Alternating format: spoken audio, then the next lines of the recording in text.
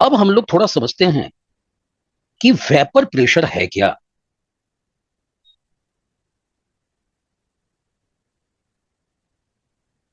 देखिए, जैसे कि गैस को जब हम बलून में डालते हैं तो गैस के पार्टिकल क्या करते हैं, बैलून के अंदर की दीवार पर वो प्रेशर डालते हैं, बाहर भागना चाहते हैं। तो जिसकी वजह से जो है बैलून जो है फूल जाता है और बिल्कुल जो है टफ हो जाता है, क्योंकि उस पर लगातार प्रेशर पड़ रहा है। तो वो तो गैसियस प्रेशर हो गया। तो ये वेपर प्रेशर क्या है? तो वेपर प्रेशर, आप जैसे कि मान लें कि हमने एक छोटा सा बाउल लिया हुआ है, इसमें हमने वाटर डाल दिया, पानी डाल दिया। अब इस पानी को अगर हम किसी खास जगह पर ऐसे ही रहने देते हैं, खास जगह क्या कहीं भी छोड़ देते हैं, है ना, खुला हुआ छोड़ देते हैं, तो वो पानी जस का तस नहीं रहेगा। आप देखेंगे कि कुछ दिनों के बाद, है ना, कुछ दिनों के बाद वो जो बाउल है बिल्कुल खाली हो चुका है और बिल्कुल सूख चुका है। तो सारा पानी गया कहाँ? हमने तो कोई उसे गर्म वर्म कोई किया नहीं था। तो इसने क्या किया, एटमॉस्फेरिक टेम्परेचर को लेकर इसने वेपर बनाना शुरू किया। वेपर कैसे बनता है अगर हमने गर्म नहीं किया हुआ है? देखिए, ऊपर के पार्टिकल हैं वाटर के, तो वो एटमॉस्फेरिक के संपर्क में आएंगे और बाहर जो है टेम्परेचर ज्यादा है, तो उसने टेम्परेचर को लेकर अपनी काइनेटिक एनर्जी को बढ़ा लिया। और काइनेटिक एनर्जी जब बढ़ी तो पार्टिकल जो है बाहर भागने शुरू हो गए। तो जब वाटर के पार्टिकल बाहर भागने शुरू हो गए लगे, वो गैसियस स्टेट में जाते हैं। तो वेपर क्या है वाटर का? अगर हम वाटर वेपर की बात करें तो वाटर का गैसियस फॉर्म ही है वाटर वेपर। चलिए, वो तो दिखता तो नहीं है। तो इसके लिए हमने क्या किया, एक किसी बेल जार, आजकल तो बेल जार जो है स्कूल में देखने को मिलता नहीं था, नहीं है, हो सकता है आपने देखा होगा। तो वो जो है एक टफ ग्लास का इस तरह का शेप का होता है, हॉलो होता है। हमने उसे ढक दिया। अब वो कांच का है तो हम आर पार देख सकते हैं। अब इसकी वजह से क्या हुआ कि वाटर ने जो वेपर बनाए,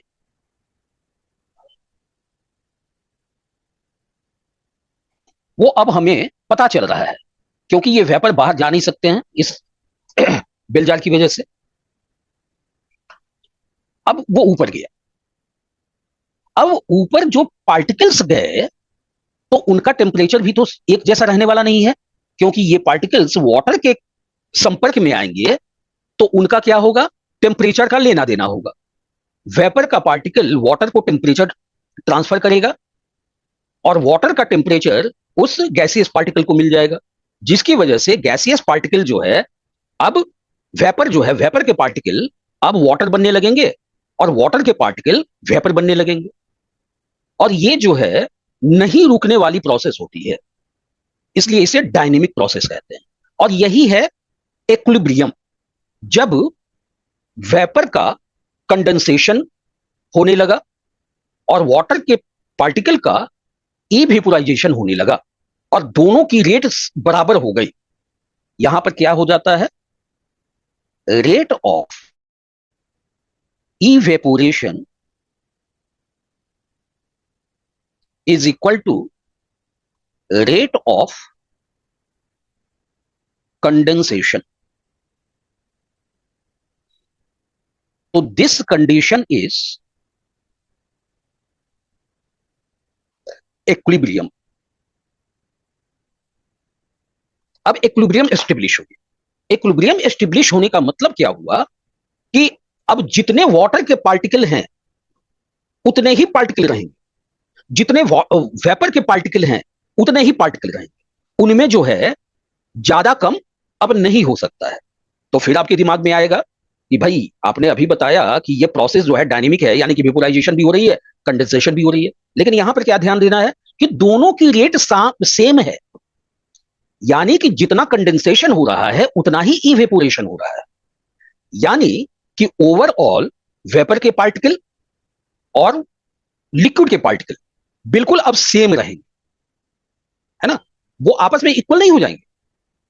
अब जितने वेपर के पार्टिकल हैं उतने ही रहेंगे, उसमें जो है ज्यादा कम नहीं होगा। इस प्रेशर को ही कहते हैं वेपर प्रेशर। और ये वेपर प्रेशर वाटर का वाटर के सरफेस पे, इसे वेपर प्रेशर कहते हैं। वाटर के पार्टिकल का प्रेशर अल्कोहल के सरफेस पे हो उसे नहीं कहते हैं वेपर प्रेशर।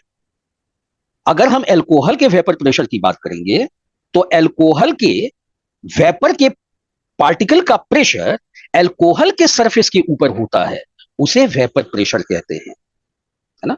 यानी कि जो लिक्विड है उसका वेपर लिक्विड के सरफेस पे जो प्रेशर डाल रहा है वो उसका वेपर प्रेशर कहलाता है।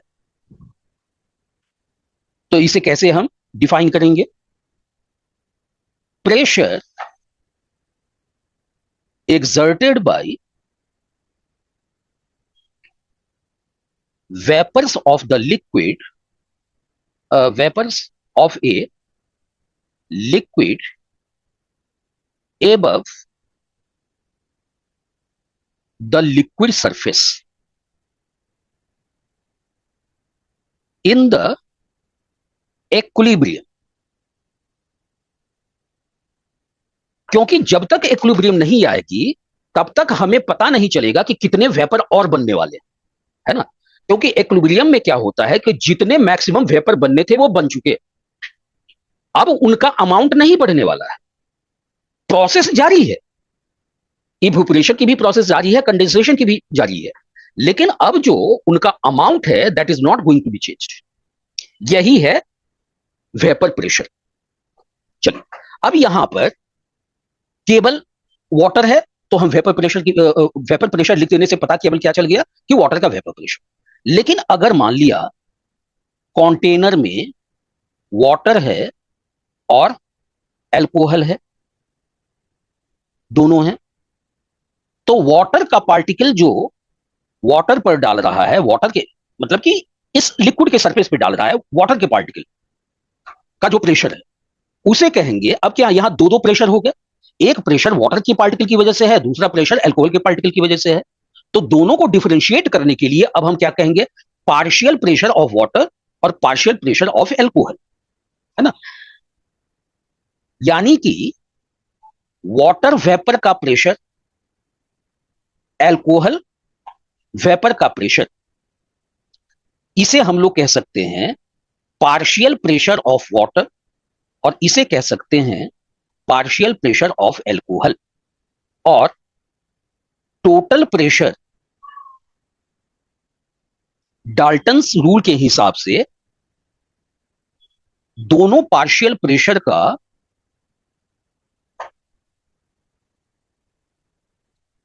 जो प्लस है वो टोटल प्रेशर देगा। तो इसे हम पीटी कह सकते हैं, टोटल प्रेशर, या इसे हम प्रेशर ऑफ सॉल्यूशन कह सकते हैं, है ना। तो ये क्या हो गया हमारा वेपर प्रेशर।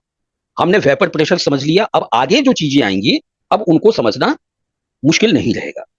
अब यहां पर एक टर्म आता है आइसोपिएस्टिक सॉल्यूशन। अब इसका मतलब क्या होता है, two solutions having equal vapour pressure. अब जैसे कि मान लिया हमने एक वाटर लिया, एक एक चलिए एक हमने ले लिया वाटर अल्कोहल और एक हमने ले लिया वाटर और एसिड, है ना। इन दोनों का हमने ले लिया सॉल्यूशन, और दोनों का अगर वेपर प्रेशर बिल्कुल इक्वल टू आ रहा है, सेम आ रहा है, तो वो दोनों सॉल्यूशन आपस में क्या कहलाएंगे, आइसोपिएस्टिक सॉल्यूशंस कहलाएंगे। Vapour pressure inversely proportional to intermolecular forces of attraction. Intermolecular forces of attraction का मतलब हुआ मोलिक्यूलर बॉन्ड। अब जैसे कि देखिए ये ऑक्सीजन है, दो हाइड्रोजन से जुड़ी हुई है, तो ये बन गया वाटर। अब दूसरा भी वाटर का पार्टिकल है, तीसरा भी वाटर का पार्टिकल है, तो ऑक्सीजन और हाइड्रोजन जिस बॉन्ड से जुड़े हैं वो कहलाएगा एटॉमिक बॉन्ड। और एटॉमिक बॉन्ड जो है जल्दी टूटने वाला नहीं होता है क्योंकि ये बहुत स्ट्रांग होता है।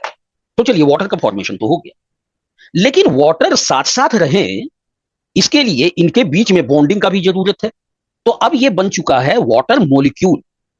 तो दो मॉलिक्यूल के बीच में जो अट्रैक्शन होता है उसी को कहते हैं मॉलिक्यूलर बॉन्ड।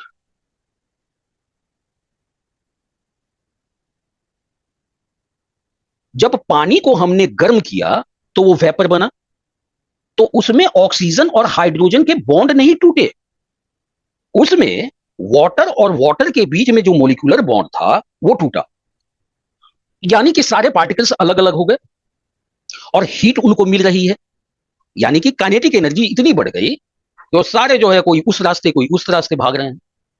तो अब याद रखिए, जब वेपर बनता है तो कंपाउंड का मॉलिक्यूलर बॉन्ड टूटता है, और जब बॉन्ड टूटेगा तभी वेपर बनेगा। यानी कि अगर मॉलिक्यूलर बॉन्ड मजबूत है तो आसानी से टूटेगा नहीं और कम वेपर बनेगा। कम वेपर बनेगा इसका मतलब कि प्रेशर कम होगा। अगर मॉलिक्यूलर बॉन्ड बड़ा वीक है, कमजोर है, तो वेपर प्रेशर ज्यादा बनेगा। अगर intermolecular forces of attraction is weak तो वेपर प्रेशर बहुत बनेगा। अगर intermolecular forces of attraction strong है तो वेपर प्रेशर कम होगा। क्यों? क्योंकि कम वेपर बनेंगे। तो इस रिलेशन को याद रखिए बिटवीन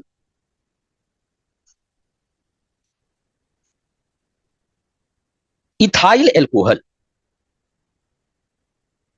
और ये है एसीटोन, ये है इथाइल एल्कोहल और ये है एसीटोन। अब आपसे पूछा जा रहा है कि किसका वेपर प्रेशर ज्यादा बनेगा। तो इथाइल एल्कोहल में हाइड्रोजन बॉन्ड होता है जो कि स्ट्रॉन्ग होता है। एसीटोन में स्लाइटली पोलर बॉन्ड होता है जो कि वीकर होता है। यानी कि इथाइल एल्कोहल का वेपर प्रेशर कम होगा और एसीटोन का वेपर प्रेशर ज्यादा बनेगा। देखिए, केमिकल बॉन्ड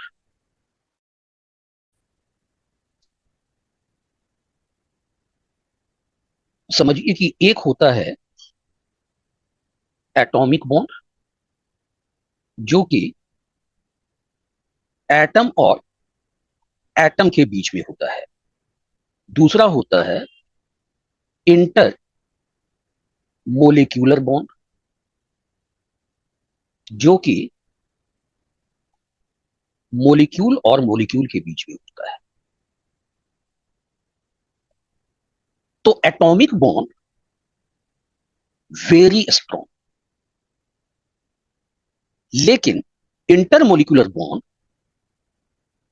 वीकर होता है। एटॉमिक बॉन्ड के सामने कुछ नहीं है। अब इंटरमोलिकुलर बॉन्ड दो तरह के होते हैं, एक होता है हाइड्रोजन बॉन्डिंग और दूसरा होता है vendor wall forces of attraction.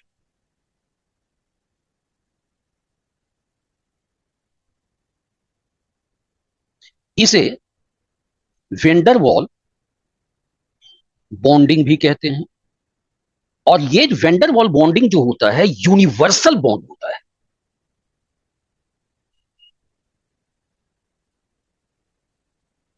यहां पर वी स्मॉल होता है, डी भी स्मॉल होता है, डब्ल्यू जो है वो कैपिटल होता है ना, वेंडर वॉल। और डब्ल्यू ए एल होता है ना, दीवार वाला वॉल नहीं लिखना है। चलिए, अब ये जो है हाइड्रोजन बॉन्डिंग, इंटरमोलिकुलर बॉन्डिंग में हाइड्रोजन बॉन्डिंग स्ट्रॉन्ग होता है और ये क्या होता है, वीक होता है। और vendor wall forces of attraction several types के होते हैं। अब हाइड्रोजन बॉन्डिंग कहां होती है? when hydrogen is directly attached to fluorine और ऑक्सीजन और नाइट्रोजन।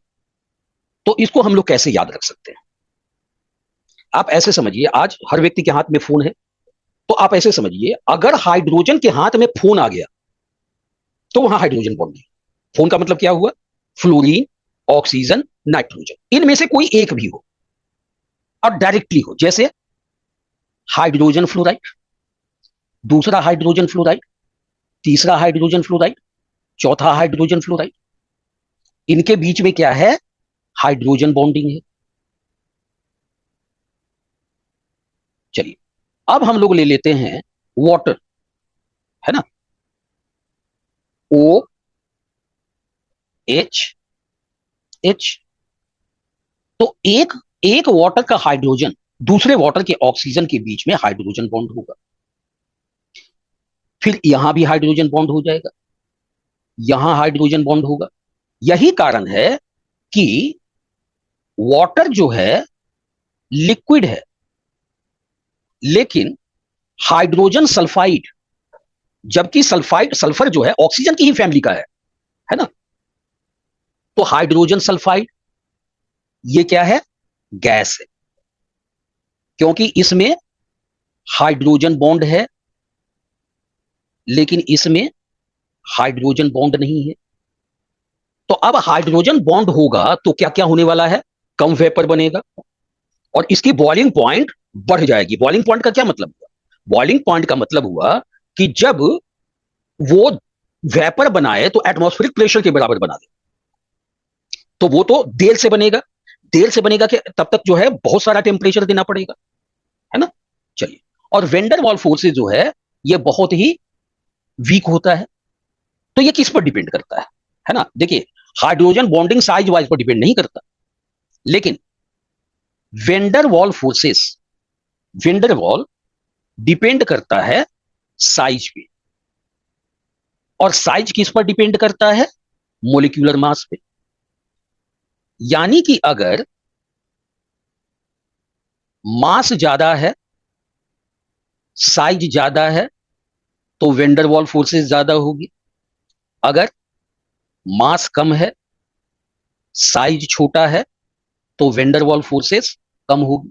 अब जैसे आपसे पूछ दिया गया CH3 CH2 CH3, CH3 CH2 CH2 CH3, इसमें 3 कार्बन हैं और इसमें 4 कार्बन हैं। दोनों हाइड्रोकार्बन हैं, दोनों अल्केन हैं। एक हो गया प्रोपेन, दूसरा हो गया ब्यूटेन। तो इन दोनों में किसका वेपर आसानी से बनेगा? तो प्रोपेन जो है इसका वेपर प्रेशर बहुत ज्यादा होगा, ब्यूटेन का वेपर प्रेशर कम होगा। अब एक चीज याद रखिए, वेपर प्रेशर जो है बॉइलिंग पॉइंट के इनवर्सली प्रोपोर्शनल होता है। ये एकदम डायरेक्टली याद रखिए, vapour pressure inversely proportional to boiling point. यानी कि अगर वेपर प्रेशर ज्यादा है तो बॉइलिंग पॉइंट कम होगी, और वेपर प्रेशर कम है तो बॉइलिंग पॉइंट ज्यादा होगी। आपसे पूछ दिया जाता है, दे दिया गया, प्रोपेन और ब्यूटेन में किसकी बॉइलिंग पॉइंट ज्यादा हो? तो देखिए, इसको कैसे हम लोग करेंगे। सबसे पहले देखेंगे कि यहां पर हाइड्रोजन बॉन्ड होने की गुंजाइश है या नहीं। लेकिन यहां पर जो है हाइड्रोजन तो है, लेकिन ना तो फ्लोरीन है, ना ऑक्सीजन है, ना नाइट्रोजन है। यहां पर हाइड्रोजन के हाथ में फोन नहीं है, तो यहां पर इन दोनों के पास क्या होगा? वेंडर वॉल फोर्सेस होगी। तो वेंडर वॉल फोर्सेस किसमें ज्यादा होगी? जिसका साइज बड़ा है, जिसका मोलिकुलर मास बड़ा है। तो ब्यूटेन का ज्यादा है तो इसलिए उसका बॉइलिंग पॉइंट ज्यादा होगा, और प्रोपेन का साइज छोटा है यानी कि मोलिकुलर मास कम है तो इसकी बॉइलिंग पॉइंट कम होगी। बॉइलिंग पॉइंट को समझ,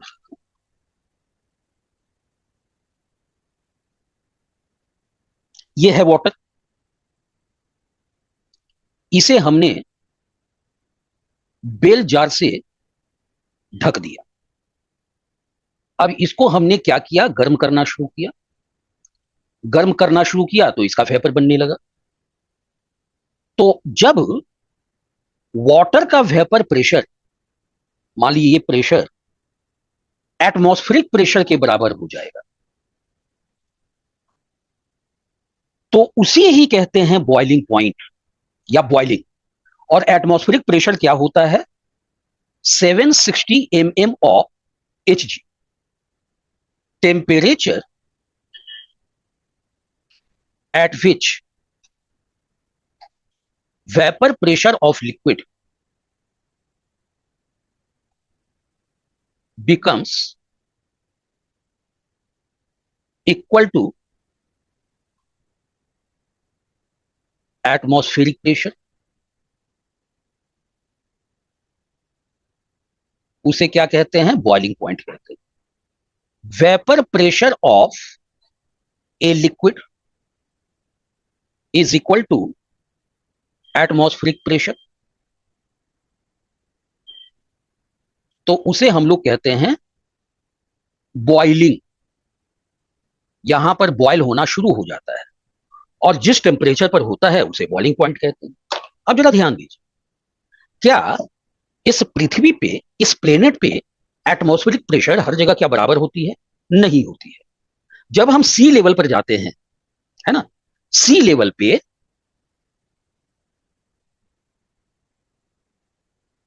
ये कंप्लीट एटमॉस्फेरिक प्रेशर होता है, 1 एटमॉस्फेरिक प्रेशर होता है। लेकिन अगर हम हाई अल्टीट्यूड पे जाते हैं तो वहां का जो प्रेशर है लेस देन 1 एटमॉस्फेरिक प्रेशर होता है। तो अगर मैं यहां पर वाटर लूं, सी लेवल पे वाटर को बॉयल करूं, गर्म करूं, तो water boils at 100 degree Celsius. लेकिन अब यहां पर प्रेशर कम हो गया है, एटमॉस्फेरिक प्रेशर, यानी कि वाटर का अगर वेपर बना तो बहुत जल्दी जो है वो हाई अल्टीट्यूड के एटमॉस्फेरिक प्रेशर के बराबर हो जाएगा, और वहां पर तो एटमॉस्फेरिक प्रेशर कम है। यानी कि हाई अल्टीट्यूड पे water boils at less than, at temperature less than 100 degree Celsius. तो इसीलिए कहा जाता है कि हाई अल्टीट्यूड पे अगर हमने खाना बनाना शुरू किया तो हम देखते हैं अरे आलू हमने उबालने के लिए रखा, हमने अभी रखा, देखते हैं कि अरे पानी तो खौलने लगा। अब हम समझते हैं कि वाह हमारा आलू पक गया, लेकिन हम जैसे ही निकालते हैं तो आलू कच्चा ही पड़ा हुआ है। अब हम सोच में पड़ जाते हैं कि भाई अभी अभी तो बॉयल हुआ था, है ना। अब जैसे कि अंडे को हमने बॉयल किया, तो यूजुअली क्या होता है कि हम लोग 1 से 2 उबाल देते हैं तो उसमें जो है वो पक जाता है, लेकिन वहां पर हो सकता है कि आपको लंबा समय लगे, है ना। और यही कारण है कि हाई अल्टीट्यूड पे हमें हमेशा किसका इस्तेमाल करना चाहिए? प्रेशर कुकर का करना चाहिए। तो प्रेशर कुकर करता क्या है? प्रेशर कुकर एक एनवायरमेंट क्रिएट करता है उस प्रेशर कुकर के अंदर, और उस एनवायरमेंट का वो एटमॉस्फेरिक प्रेशर बढ़ा देता है। यानी कि वाटर को ज्यादा वेपर बनाना पड़ेगा। तो जब ज्यादा वेपर बनाना पड़ेगा तो वो जो एनर्जी जो ले रहा है ना, एनर्जी जो ले रहा है वो सारी हीट किसको मिल रहा है? भोजन को मिल रहा है। यानी कि हाई प्रेशर पर एक उबाल आया नहीं कि खाना पहले ही पक कर तैयार है, क्योंकि खाने को उबलने नहीं उबलने से कोई मतलब ही नहीं है। खाने को किससे मतलब है? क्वांटिटी ऑफ हीट, उसको हीट कितनी मिल रही है ना। और मान लें कि बगैर हीट के ही पानी खौलने लगे, उबलने लगे, तो इसका मतलब थोड़ी हुआ कि खाना पक गया, है ना। तो अब आपने समझ लिया कि बॉइलिंग के पीछे का मैकेनिज्म क्या है। फैक्टर्स अफेक्टिंग वेपर प्रेशर, पहला है nature of liquid. Nature of liquid का क्या मतलब? As volatility increases vapour pressure increases. Volatility का मतलब क्या होता है कि कोई भी कंपाउंड कितना वोलेटाइल है। वोलेटाइल का मतलब है कि कितनी जल्दी वो वेपर बनाता है। हम एक हाथ में वाटर को रखते हैं और एक हाथ में एसीटोन को रखते हैं, तो हम देखेंगे कि एसीटोन तो कुछ मिनट में ही गया, अब हमारा हाथ सूखा रह गया, लेकिन पानी ज्यों का त्यों है ना? क्यों? क्योंकि वाटर जो है वोलेटाइल है, गर्म करने पर वेपर बनाता है, लेकिन वो एसीटोन के जितना वोलेटाइल नहीं है। उसी तरह से वाटर लीजिए और पेट्रोल लीजिए, पेट्रोल ज्यादा वोलेटाइल है ना? तो जो वोलेटाइल होगा वो ज्यादा वेपर प्रेशर बनाएगा, है ना? और जो वोलेटाइल कम है उनका तो बॉन्ड ही बड़ी मुश्किल से टूटेगा, बॉन्ड टूटा तब वेपर बनेगा, और जब वेपर बनेगा तब जाकर वेपर प्रेशर क्रिएट होगा। और दूसरा फैक्टर है temperature. Temperature, the temperature at which vapor pressure of liquid becomes equal to external pressure, है ना? तो एक्सटर्नल प्रेशर ये बॉइलिंग पॉइंट का वो साइंटिफिक डेफिनेशन नहीं है। तो एक्सटर्नल प्रेशर कोई भी प्रेशर हो सकता है ना? जिसका मैंने एग्जांपल दिया कि बॉइलिंग हम कभी भी करा सकते हैं, लेकिन असल में बॉइलिंग पॉइंट हम कब कहते हैं? जब वेपर प्रेशर 1 एटमॉस्फेरिक प्रेशर के बराबर हो जाए। तो टेम्परेचर अब कैसे टेम्परेचर पर डिपेंड करता है? जैसे कि देखिए, अगर हम गोवा में हैं और अगर हम शिमला में हैं, तो गोवा जो है वो समुद्र के तट पे बसा हुआ है, यानी कि सी लेवल पर है,